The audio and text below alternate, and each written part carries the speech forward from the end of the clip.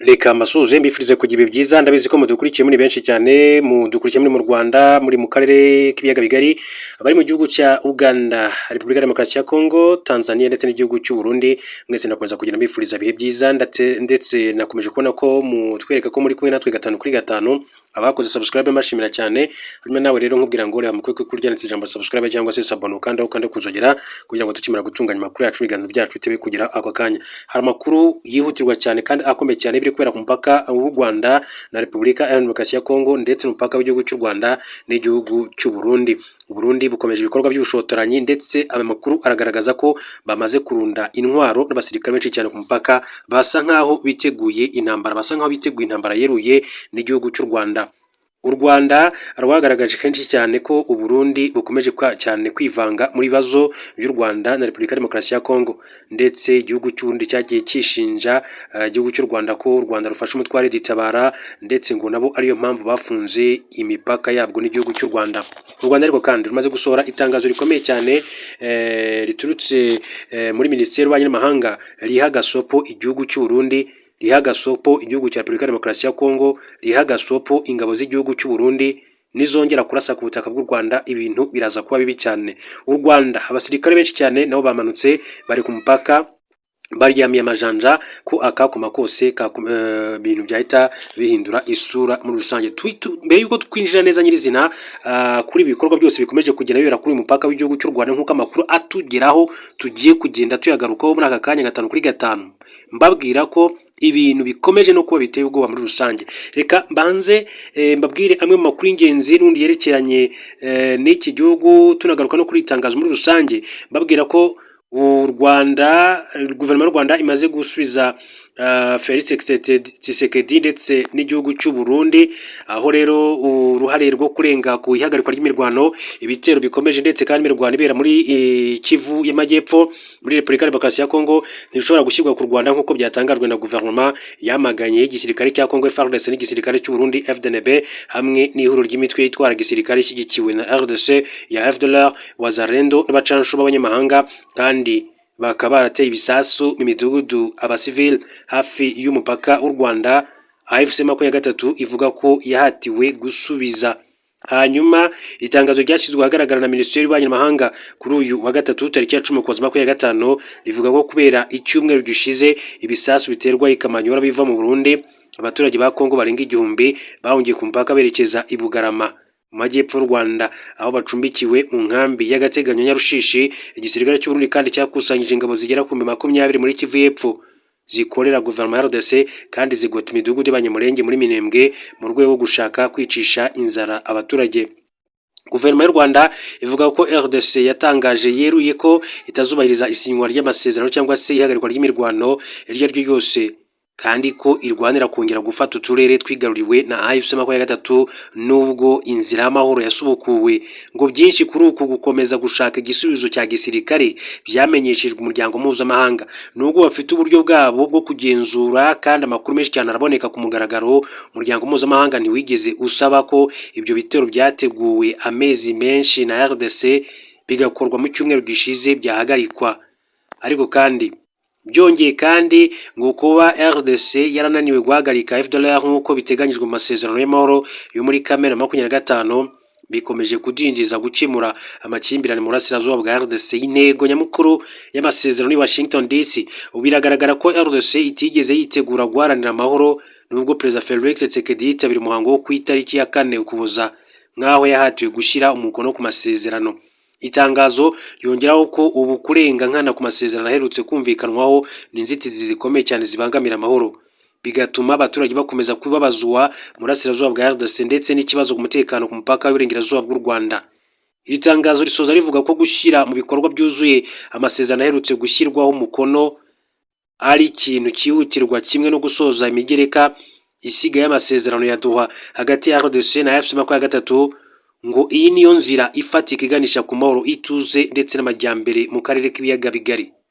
Urebye guverinoma y'u Rwanda irasa nk'isubiza ijambo Perezida Felix Tshisekedi aherutse kugeza ku baturage ashinja u Rwanda kurega ku masezerano yashyizweho umukono i Washington DC, ndetse no gusubiza ikiganiro Minisitiri w'Ububanyi n'Amahanga w'u Burundi Edouard Bizimana aherutse kugeza ku badiplomate yashinje u Rwanda kurasa ku butaka bw'u Burundi.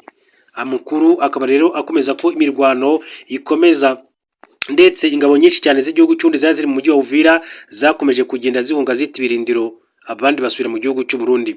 Hagati aho ngaho iyi M23 iravuga ko bitegura ibiganiro bikomeye cyane na leta ya Congo Kinshasa, bagomba kuzongera kugirira i Doha muri Qatar. Ibi ni ibiganiro bishya bigomba gutangira mu minsi iri imbere hagati y'intumwa za guverinoma ya RDC n'inyeshyamba za FC23 i Doha ku buhuza bwa leta ya Qatar. Ibi byatangajwe kuri wa kabiri tariki ya 9 Ukuboza 2025 na Bertrand Bisimwa, umuhuzamukorwa uwungirije wa FC23 mu kiganiro n'abanyamakuru i Goma mu murwa mukuru w'intara Kivu y'Amajyaruguru. Hanyuma mbere gato ko twinjira ku nkuru yacu nyirizina, turebera hamwe ibikomeje kugenda birebera hariya ku mupaka w'u Rwanda na Repubulika ya Demokarasi ya Kongo. Reka mbabwire se kuki leta ya RDC yemeye kuyisenya. Nduhungirehe abaza umufaransa wavuze ko FDLR yapfuye. Minisitiri w'ububanyi n'amahanga n'ubutwererane Ambassadeur Olivier Nduhungirehe yasubije umufaransa wagaragaje ko umutwe w'iterabwoba FDLR utakibaho, ko iyo uza kuba utakiriho ubutegetsi bwa Repubulika ya Demokarasi ya Kongo butari kwemera kuwusenya. Uyu mufaransa witwa Gerard Aro yabaye Ambassadeur w'Ubufaransa mu muryango w'Abibumbye ndetse no muri Leta Zunze Ubumwe za Amerika mu gihe cy'ubutegetsi bwa François Mitterrand. Yabaye umukozi muri Minisiteri y'Ububanyi n'Amahanga ushinzwe gukurikirana ibijyanye n'umutekano. Tariki ya 7 Ugushyingo 2025 yifashishije urukuta rwa X ashinja u Rwanda kwifashisha umutwe wa M23 nk'igikoresho cyo gusahura umutungo kamere wo mu burasirazuba bwa RDC. Bwana Nduhungirehe yasubije Gerard Aho ati ntawe AFC23 igikoresho mu mutwe w'abanyekongo urwanirira abanyekongo bavuga ikinyarwanda bamaze igihe kinini cyane barasigajwe inyuma batotezwa kuva Kongo yabona ubwigenge. Ayo n'amagambo akomeye cyane ya Minisitiri w'Ububanyi n'Amahanga n'ubutwererane mu Rwanda Ambassadeur Olivier Nduhungirehe. Hanyuma rero twitsa ku mupaka w'igihugu cy'u Rwanda, amakuru mfite aturuka mu gisirikare cy'u Rwanda nuko igisirikare cy'u Rwanda kiryamiye amajanja, ndetse bivugwa ko abasirikare benshi cyane bikoresho bidasanzwe harimo n'ingamba z'ubwirinzi bose barinze umupaka w'u Rwanda n'igihugu cy'u Burundi. Umupaka w'u Rwanda n'igihugu cya Repubulika ya Demokarasi ya Kongo bivuga ko urinzwe mu buryo bukomeye cyane, ariko kandi ku rundi ruhande bivuga ko ingabo z'igihugu cy'u Burundi nazo zamaze gushinga ibirindiro ku mupaka, ndetse ngo zifite ibikoresho bihambaye ziteguye ku isaha n'isaha zarasa ku butaka bw'u Rwanda. Barakomeza gushotora igihugu cy'u Rwanda, ariko u Rwanda rurakomeza gutuza rucungira hafi ibintu uko byifashe. Bati natwe mu gihe twashotorwa twakwihagararaho mu buryo bukomeye cyane. Mu minsi mike ishize ingabo z'Uburundi ziri mu gihugu cy'undi zarashe ibisasu bikomeye cyane ariko hafi n'umupaka w'u Rwanda n'u Burundi za Bugarama na Kamanyora. N'ibisasu byahitanye batari bake, abandi benshi bavanwa mu byabo bitewe n'ubwoba bwinshi cyane bagize bw'intambara ishobora kwaduka muri ako gace. U Rwanda rumaze iminsi rufasha abanyekongo bahunga imirwano ndetse n'ibitero bya hato na hato by'ingabo z'u Burundi ndetse na Repubulika ya Demokarasi ya Kongo, rubakirira mu nkambi ya Nyarushishi ku butaka bw'u Rwanda, aho ni mu karere ka Rusizi mu burengerazuba bw'u Rwanda. Ariko kandi nubwo ari byinshi bikomeza kugenda bivugwa, impande zombi ziteguye kuba zatana mu mitwe mu gihe hari kimwe mu gihugu cyashoza ikindi ntambara. Hagati aho ngaho amasezerano yasinywe ku itariki ya 4 ukwezi kwa 12 2025, benshi baravuga bati ese amasezerano yari amasezerano y'amahoro cyangwa se amasezerano yo gutangiza imirwano. Reka ngubwire ko Ambassadeur w'u Rwanda mu muryango w'Abibumbye Martin Ngoga yatangaje ko umuryango mpuzamahanga ukwiriye guhagurukira ibimenyetso mpuruza bigaragara hirya no hino biganisha kuri jenoside no guhangana n'ibikorwa byo guhakana jenoside zabayeho, kuko ibikorwa nk'ibi ari inzira iganisha ku kuyisubiramo. Yabigarutseho ubwo hizizwaga isabukuru y'imyaka 10 y'umunsi mpuzamahanga wo kwibuka ndetse no guha agaciro abazize jenoside cyangwa se ibyaha bya jenoside no gukumira ko yazongera kubaho. Ambassadeur Martin Ngoga yavuze ko u Rwanda uyu munsi ari umwihariko kuko mu myaka 31 ishize habaye jenoside yakorewe abatutsi, amahanga yananiwe gutabara atari uko adafite amakuru, ahubwo yananiwe kubera kutagira icyo wakora. Atuko gutsindwa gukomeza gufasha u Rwanda kwiyemeza ko kwibuka bidatandukanywa n'inshingano kandi kwibuka bidasimbura gukumira.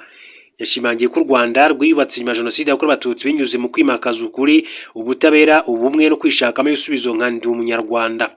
Ati iyi mikorere ntabwo yaje nk'impanuka, ni amahitamo ntakuka yo gutera umugongo politike y'ivangura yasenye ubumwe bwacu. Ambassadeur Martin Ngoga yavuze ko n'uyu munsi mu bice bitandukanye by'isi hagaragara imvugo zitesha agaciro umuntu, zibasira ubwoko, zimakaza ivangura no gutoteza abantu babaziza abo bari bo, bisa nk'ibyabaye mu Rwanda binakorwa kandi mu mvugo zisa neza n'izakoreshejwe mu gukwirakwiza ingengabitekerezo ya jenoside yakorewe abatutsi mu Rwanda.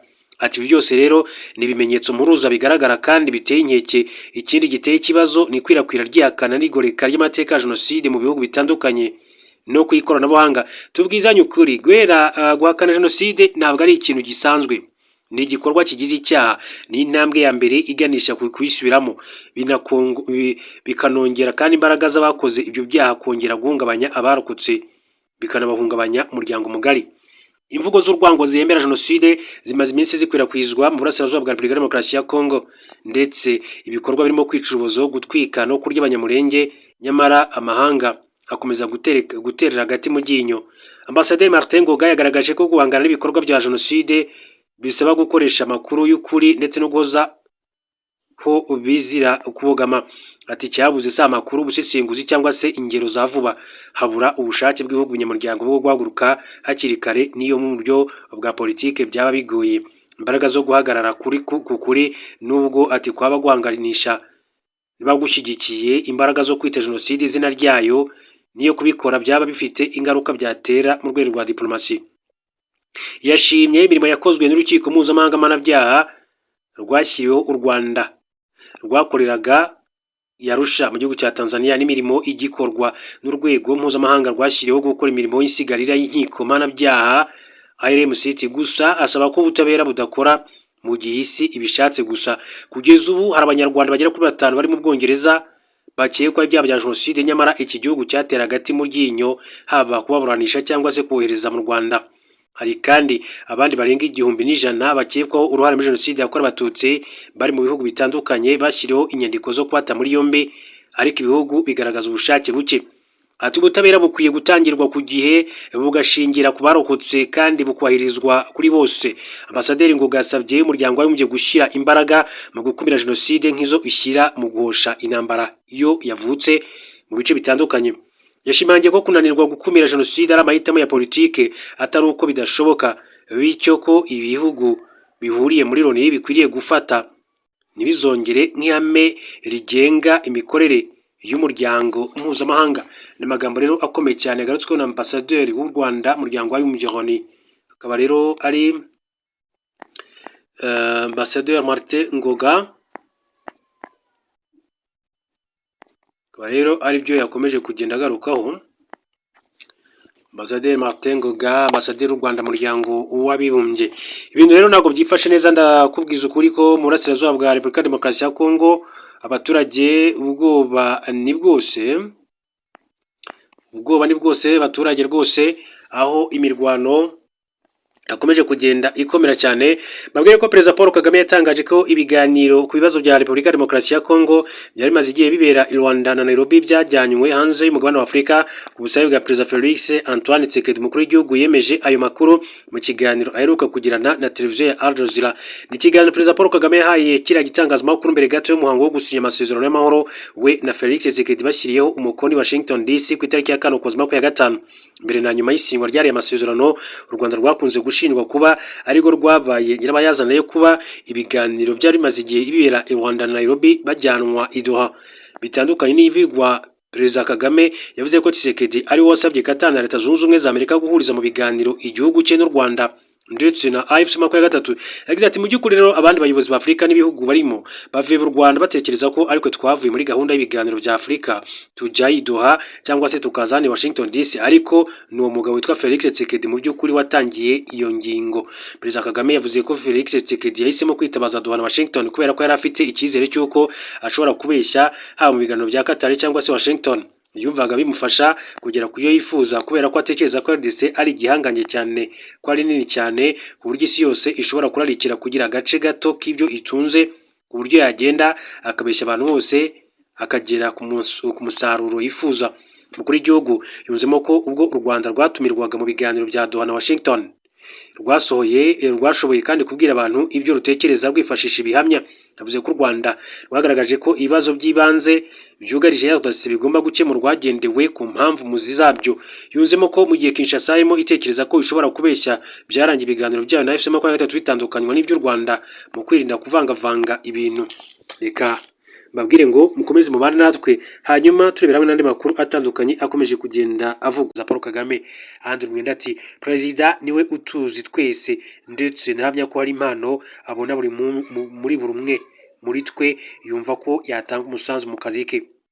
Niwe ukora amahitamo ku mpamvu ayampaye izo nshingano, nshobora wenda gukekeranya, ariko niwe muntu uri mu mwanya mwiza cyane wo gusubiza icyo kibazo, ni ukuvuga perezida Paul Kagame. Hanyuma twihuse tugaruke ku nkuru yacu ku mabwire ko igisirikare cya Benin gikomeje guhigisha uruhinda abasirikare bagerageje guhirika ubutegetsi kuri ubu, bakaba barahunze nyuma y'uko uwo mugambi uburijwe mu bihugu byinshi cyane by'uburengerazuba bwa Afurika byijeje icyo gihugu kugitera inkunga ya gisirikare mu gufasha kugarura ituze mu murwa mukuru w'ubukungu wa Cotonou no mu gihugu muri rusange. Umujyi wa Cotonou guhera ku wa mbere wari mu mutuzo, ariko ibinyabiziga byongeye kandi kugenda nk'uko AFP ibihamya nyuma y'uko itsinda ry'abasirikare ku cyumweru ryari ryatangaje kuri televiziyo y'igihugu ko ryakuye perezida ku butegetsi. Nyuma gato perezida Patrice Talon nawe yagaragaye kuri televiziyo ku mugoroba ku cyumweru yizeza abaturage ko ibintu byasubiye mu buryo, ndetse igihugu cyasubiye mu maboko ya leta. Amakuru avuga ko ubutegetsi bwa Patrice Talon n'igisirikare bikomeje gushakisha abahunze mu bagerageje guhirika ubutegetsi, barimo n'uwari wayoboye Lieutenant Colonel Pascal Tigre, mu gihe hari bamwe bahise batabwa muri yombi ako kanya. Umwe mu gisirikare wahaye amakuru France 24 yavuze ko batari mu mwanya wo kuvuga umubare w'abagize uruhare mu igerageza ryo guhirika ubutegetsi cyangwa se umubare w'abatorotse gusa kugeza ubu, ariko bikekwa ko benshi muri bo bahungiye mu bice by'icyaro. Ati gushakisha birakomeje, hari bamwe bamaze gutabwa muri yombi. Kugeza ubu abari bafunzwe n'abo basirikare bose bamaze gufungurwa, barimo umugaba mukuru w'ingabo Abu Issa na Colonel Faizu Gomina, umuyobozi w'ingabo muri Togben. Ikaze rero kuri aya makuru ku nkuru yacu nyirizina, tuganire kuri General Vincent Nyakarundi. Uyu ni umugaba mukuru w'ingabo z'igihugu cy'u Rwanda zirwanira ku butaka, akaba rero mu minsi mike ishize nibwo uwitwa Neva, ni perezida w'igihugu cy'u Burundi, yavuze amagambo akomeye cyane kuri uyu umusirikare utoroshye cyane mu gisirikare cy'u Rwanda, akaba yitwa rero General Vincent Nyakarundi. Reka rero tugaruke rero kuri aya magambo yagarutsweho na Perezida Evariste Ndayishimiye. Perezida Evariste Ndayishimiye rero Burundi yagaragaje ubucuti busanzwe buri hagati y'umugaba mukuru w'ingabo z'u Rwanda zirwanira ku butaka Major General Vincent Nyakarundi na Lieutenant General Silas Ntigurirwa wo mu ngabo z'u Burundi, ari ikimenyetso cy'uko ibibazo biri hagati y'igihugu cye n'u Rwanda bizarangira. Lieutenant General Ntigurirwa usanzwe ari umuyobozi w'ibikorwa bya gisirikare mu biro bya Perezida Ndayishimiye, bivuga ko yakuranye ndetse kandi akanigana Major General Vincent Nyakarundi, ndetse bombi bakaba basanzwe ari inshuti magara. Perezida Ndayishimiye ubwo kuwa mbere tariki ya mbere Ukuboza yari mu kiganiro abanyamakuru cyabereye mu biro bye, yabajijwe niba igihe kigera u Rwanda n'u Burundi bikongera kugenderana, asubiza ko muri politike nta rwango cyangwa se ubucuti bw'iminsi yose bibaho. Ati mu kintu cyitwa politike nta rwango rw'iminsi yose rubaho, nk'uko nta rukundo rw'iminsi yose rubaho. Biraza hakaza igifungo cya politike kikarangira, ariko nta mwanzi w'ibihe byose, nta n'umukunzi w'ibihe byose. Ndayishimiye yavuze ko mu bihe byahise, by'umwihariko mbere y'uko mu Burundi habaho ibibazo bya politike byo muri 2015, iki gihugu n'u Rwanda byari bibanye neza cyane kandi bisenyera umugozi umwe. Ati burya rero umuntu yareba urukundo rwari hagati y'u Rwanda mu Burundi 2015, rwari urukundo rurenze, kuko njyewe ndibuka umukuru w'igihugu Petero Nkurunziza azamuka Ingozi, ugahita ubona umukuru w'igihugu cy'u Rwanda nawe ahise aza bagahurira hariya. Ati byari ibintu bishimishije. Yavuze ko nawe ubwe yigeze kuza mu Rwanda akagaragarizwa urukundo rukomeye. Ati ndibuka njya mu Rwanda, abayobozi bakuru b'igihugu n'abaofisiye bakuriye Burundi bahise baza kunyakirana mbere yo kungamo. Ati erega n'ubu sinavuga ko nta bushuti buhari, twige gutandukanya ibintu n'ibindi. Erega igihugu ni igihugu, abantu ni abantu. Burya rero niba hariho ibintu byo gutandukanya, ati ni ugutandukanya iby'igihugu n'abantu. Hari abantu muhura uyu munsi mukizerana, none se ko tuziranye, niyo mpamvu rero mufite icyizere ko ubucuti buzagaruka hagati y'u Rwanda n'igihugu cy'u Burundi.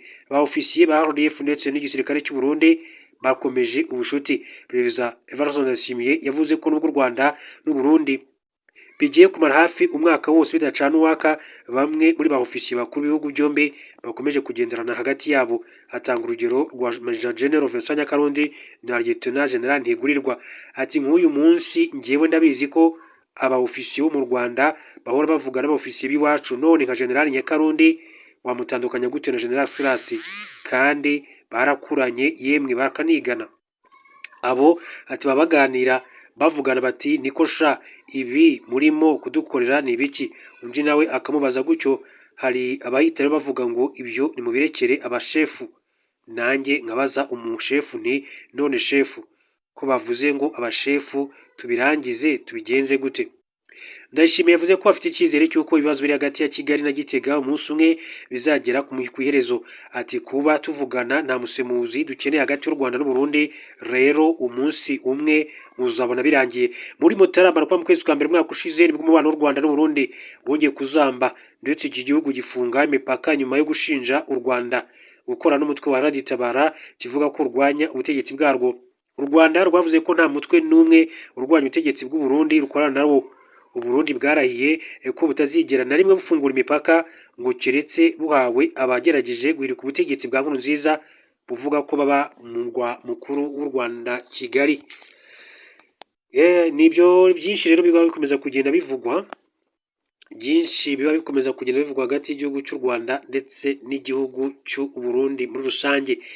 Reka mbabwire ko mu yandi makuru Minisitiri w'Intebe w'u Rwanda Dr Justin Nsengiyumva uri muri Cote d'Ivoire aho yitabira umuhango w'irahira rya Perezida Alassane Dramane Ouattara yamushyikirije ubutumwa bwihariye yagenewe na Perezida Paul Kagame.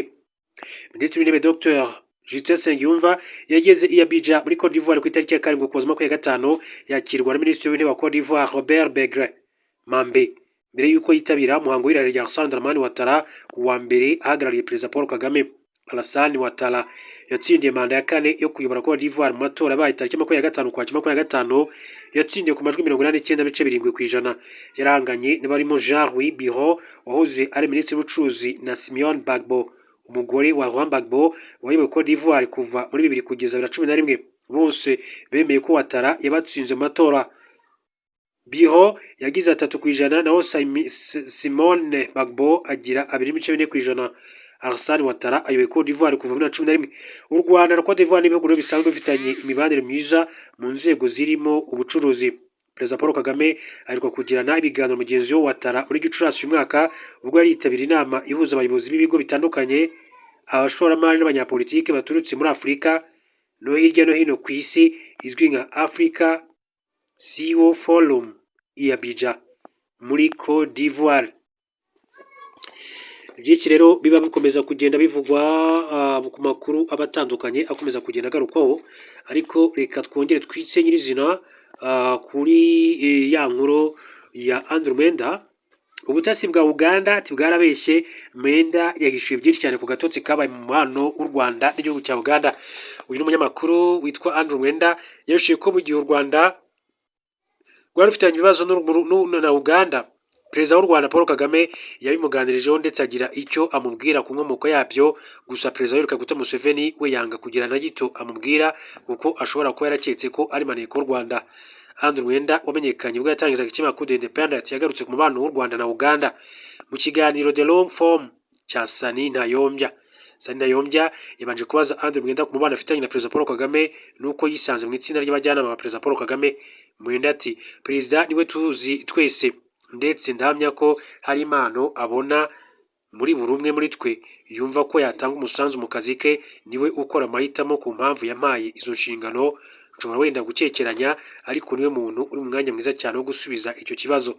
Yakomeje avuga ko urugendo rwamwinjije muri aba bajyanama ba Perezida Paul Kagame rwatangiye muri 2011. Ati ariko niba ushaka kumenya inzira byanyuzemo hari muri 2011, nari namusuye mu rugo rwe, nari maze igihe nandika ku bagize inama y'abajyanama ba Perezida, bari bamaze igihe bayishyizeho. Kenshi nakundaga rero kubandikaho, ni abantu bari bazwi kandi bakunzwe. Arambaza ati se ushobora kujyamo? Ndavuga nti byaba ari by'agaciro cyane kuko nshaka kwicara n'aba bantu ngo numve ibyo bavuga, mbe wenda natanga ibitekerezo byanjye kimwe cyangwa bibiri nubwo byaba bidahambaye. Uko niko yampaye izo nshingano, yabanje kubingezaho nk'igitekerezo. Andrew Mwenda yavuze ko we na Perezida Paul Kagame baganira ku ngingo nyinshi cyane zitandukanye, cyane ko ari umuntu ukunda gusoma, yaba ibijyanye na siporo, politike ndetse n'ubucuruzi. Ati buri gihe iyo ngiye kureba Perezida Kagame tukicarana, wibuke ko we ni umwarimu, njye ndi umunyeshuri, mubaza ibibazo byinshi cyane ngatanga ibitekerezo ntekereza ko wenda ari ikintu yumvise akavuga ati iki kintu ni icy'agaciro. Mubaza ibintu byinshi cyane kuko urabizi Perezida Kagame azi ibintu byinshi, ntabwo muganira ikintu kimwe. Reka nguhe urugero, dushobora kwicara tukaganira ku bucuruzi, asoma Harvard Business Review, Bloomberg News, The Financial Times, The Wall Street Journal n'ibindi binyamakuru ntashobora kwibuka. Ashobora kukohereza ubutumwa bw'inkuru nziza yasomye kugira ngo uyisome. Birigaragaza ko asoma cyane ibijyanye n'ubucuruzi. Andrew Mwenda yibajijwe niba mu byo ajya aganira Perezida Paul Kagame harimo na politiki yo muri Uganda. Undi avuga ko nta buryo byabura cyane ko ari igihugu yabayemo kandi afitemo inshuti. Perezida Paul Kagame yambwiye byose Museveni arifata. Muri na 19 nibwo u Rwanda rwafashe icyemezo cyo gufunga umupaka wa Gatuna uruhuza na Uganda. Ni nyuma y'uko ibihugu byombi byari bimaze iminsi bitarebana neza kuko rwashinjaga Uganda gushyigikira ibikorwa bigamije guhungabanya umutekano warwo, igafunga abanyarwanda mu buryo bunyuranyije n'amategeko. Icyo gihe u Rwanda rwagira inama abaturage barwo yo kwirinda kujya muri Uganda kuko rudafite ubushobozi bwo kubarindirayo. Andrew Mwenda yavuze ko ibyabaye byose yabikurikiranaga hafi. Ati ubwo Uganda n'u Rwanda byatangiraga kugirana ibibazo muri na 18 byatangiye gake ku buryo udashobora kwibuka itariki, ariko bifata indi ntera muri na 18. Hagati aho nari mu Buyapani ubwo umupaka wafungwaga muri Gashyantare 19. Naravuze ni Perezida Kagame yambwiye kenshi ibibazo yari afite kuri Uganda, ibibazo nari mbizi. Muri Andrew Mwenda akaba rero ari mu bajyanama b'umukuru w'igihugu cy'u Rwanda Perezida Paul Kagame. Mwenda yavuze ko kuva muri na 11 kugeza muri na 17 yigeze gukora nk'intumwa hagati ya Perezida Museveni na Perezida Uganda Paul Kagame, mu buryo rero bari umwe yamuhaga ubutumwa ashyira mugenzi we. Ubwo ikibazo cy'umubano mubi cyavukaga, Perezida Kagame yakiganiriye na Mwenda amwereka ibyo u Rwanda rutishimira ku ruhande rwa Uganda. Yavuze ko ubwo yageragezaga kuganira na Museveni kuri iki kibazo yamwihoreye yanga kugira icyo amubwira. Ati ku rundi ruhande buri gihe uko nageragezaga kuvugisha Perezida Kaguta Museveni yambwiraga ko nta kibazo afitanye n'u Rwanda, ariko nahuraga n'abasirikare n'ushinzwe ubutasi bwa Uganda bakambwira ibyo bihuha, bati u Rwanda ntirwakoze ibi, u Rwanda ibi rwabikoze nabi. Ibi ni ibintu bavugaga mu ibanga kuko nta tangazo ryasohoye na Uganda rigenewe u Rwanda rivuga riti ibi nibyo bibazo dufite. Yavuze ko muri iki kibazo Uganda yanze gusobanura neza ingingo zayo nk'uko u Rwanda rwabikoze. Ati u Rwanda rwatwohereje urutonde rw'amazina y'abantu 40 bafatwa nk'abajenosideri cyangwa se bakorana na FDLR. Kuri ubu kuri buri zina hariho inyandiko irambuye y'ibyo aba bantu bakoze. Bashakaga tubata muri yombi tukabohereza, rusaba ko bigomba gukorwa, ariko Uganda yavuze ko u Rwanda rwashimuse abantu rubakwe mu gihugu cya Uganda. Hari abantu Uganda yataye muri yombi bashyikiriza u Rwanda. Ibyanteye umujinya kuko inzego z'umutekano za Uganda zavuga ko u Rwanda rwashimuse aba bantu. Ndavuga ni mume urutonde rw'abanyarwanda bashimuswe n'u Rwanda n'amakuru yose ajyanye nabo, muduhe amakuru arambuye nk'uko u Rwanda rwayaduhaye. Iki gihe rero inzego za Uganda kandi ntabwo zigeze ziha Mwenda imyirondoro yari yasabye, ahubwo zamuhaye amazina gusa. Arebye asanga mu bo Uganda ivuga ko bashimuswe n'u Rwanda harimo n'abo yarushyikirije ku bushake. Ahita abona ko ibyo birego nta shingiro byari bifite. Andrew Mwenda yavuze ko ibibazo byabaye mu mubano w'u Rwanda na Uganda byamugizeho ingaruka zikomeye cyane, bihera aho ahagarika gukorera ingendo mu gihugu cy'u Rwanda. U Rwanda rwabeshyuye kohereza abasirikare muri Uganda. Mwenda yavuze ko muri na 18 yafashe icyemezo cyo guhagarika kujya mu Rwanda kugira ngo bitazamukururira ibibazo iwabo. Ati muri na 18 nafashe umwanzuro ndavuga nti reka mpagarike kujya mu Rwanda kuko abantu ba hano bazanshyira mu bibazo. Namaze imyaka 4 ntajya mu Rwanda kugeza igihe General Muhoozi Kainerugaba abyinjiyemo, iki kibazo kigakemuka, Imana imuha umugisha. Mbere yuko umubano w'u Rwanda na Uganda uzamo agatotsi, Andrew Mwenda yavuze ko yari afite abanyeshuri bigaga muri Makerere University yajyaga ajyana mu Rwanda mu ngendo shuri. Abanyeshuri nyuma ngo baje kuvamo abantu bakomeye cyane binjira no mu nzego z'umutekano za Uganda. Ubwo bavugaga ibibazo mu mubano w'ibihugu byombi, Abel Kandiho wayoboraga urwego rushinzwe ubutasi bwa gisirikare muri Uganda CMI yatangiye gufata amafoto y'aba bana bari i Kigali avuga ko ari maneko z'u Rwanda. Ati abanya-Uganda nibajyanaga mu Rwanda kubera ibi bintu, ibitaro no muri za gare ngo barebe igihugu cyiza. Uganda n'u Rwanda bishwanye. Kandiho yatangira guta muri yombi aba bana yajyaga kuri Facebook aho bashyize amafoto yabo bari mu Rwanda.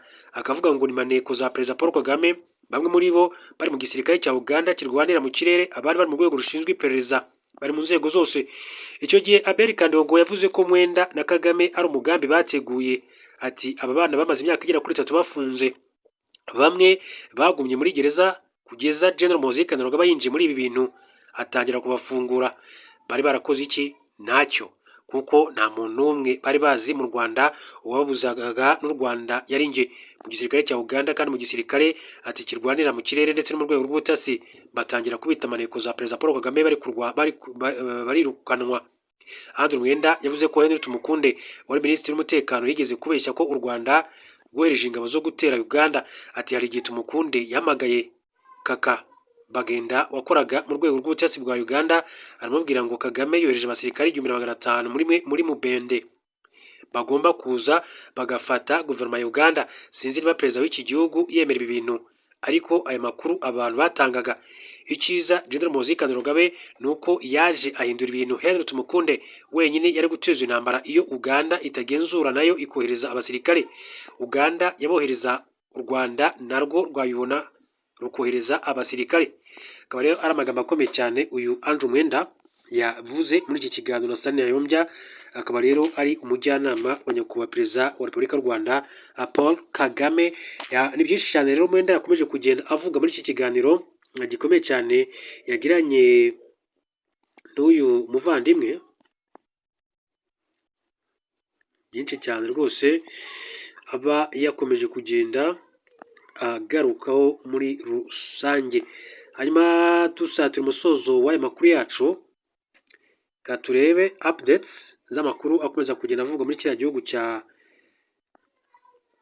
Repubulika Demokarasi ya Kongo. Twirwaneho yasobanuye icyayiteye guhanura akajugujugu y'abacanshuro. Umutwe witwaje intwaro wa Twirwaneho watangaje ko uherutse guhanura akajugujugu yari itwaye abacanshuro bakoreshwa n'ubutegetsi bwa Repubulika Demokarasi ya Kongo biturutse ku bitero bari bakomeje kugaba ku basivili. Tariki ya 6 Ukuboza 2025 ku nkombe z'ikiyaga cya Tanganyika mu gace ka Yumbi kari mu teritwari ya Fizi, hagaragaye abarobyi barohora umurambo w'umuzungu wari muri kajugujugu y'igisirikare. Byavuzwe ko uyu muzungu na bagenzi be barohowe mu mazi bakiri bazima, hari abacanshuro bari kwifashishwa na leta ya RDC mu ntambara iri kubera mu ntara ya Kivu y'Amajyepfo. Hanyuma ariko kandi ku itariki ya 7 Ukuboza 2025 Twirwaneho yatangaje ko nyuma y'igihe kinini cyane abaturage batuye mu misozi miremire ya Fizi na Mwenga na Uvira bafungiwe inzira n'ingabo z'u Burundi. Mu cyumweru gishize abagera ku 100 bashize ubwoba bajya ku masoko ya Ndondo na Bijombo gushaka ibiribwa n'imiti. Umuvugizi wa Twirwaneho Colonel Kamasa Ndakize welcome yagize ati ariko mu gitondo cy'ejo ubwo abasivili bagarukaga ati baguye mu gico cy'ingabo z'u Burundi baricwa bafatwa bugwate abiganjemo abagore, umubare w'inzirakarengane kandi uramenyekana. Colonel Kamasa akaba yasobanuye ko ingabo z'u Burundi zatoteje abagore benshi zafatiwe muri icyo gice, zibafata ku ngufu, zibakorera n'ubundi bugizi bwa nabi. Ibyo bikorerwa mu kigo cya gisirikare cya Mikarati n'ahandi hantu hatazwi. Twirwaneho yatangaje ko yagiye kandi gutabara abasivili. Ingabo z'u Burundi zisaba ubufasha ari nabwo zoherejwe. Kajugujugu zigera kuri 3 zari zitwawe n'abacanshuro b'abazungu 3 zirasa ibisasu mu bice birimo Mikahati, Mikenke, Gahwera, Gisoke na Rugezi. Iti nyuma y'ibitero byisubira kuri midugudu, ingabo zacu kandi zarashe imwe muri kajugujugu igwa mu kiyaga cya Tanganyika muri teritwari ya Fizi mu gace ka Yumbi. Uyu mutwe watangajwe ku itariki ya 6 kandi Ukuboza batayo 2 z'ingabo z'u Burundi zavuye muri centre ya Mwenga zerekeza muri Mikarati zinyuze muri Kipopo zifite intego yo kongera imbaraga iziri muri Mikarati kugira ngo rero zice abanyamurenge. Twirwaneho yasabye ingabo z'u Burundi kuva ku butaka bwa RDC bwangu, imenyesha abaturage ko izakomeza gufata ingamba kugira ngo batekane ibarindire imitungo yabo.